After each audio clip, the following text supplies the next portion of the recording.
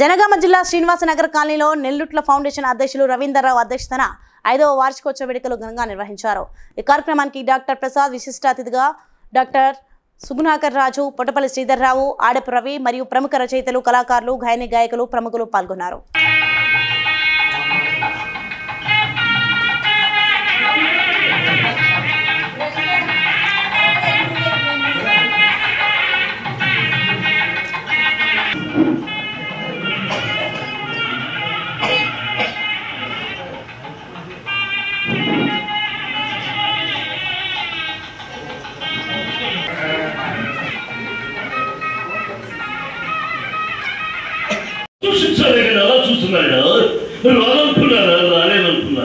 కాశీకి పోయాడు, కషాయం కట్టాడు, వారణాసి పోయాడు, తన వర్షం మార్చాడనుకుంటున్నారేమో।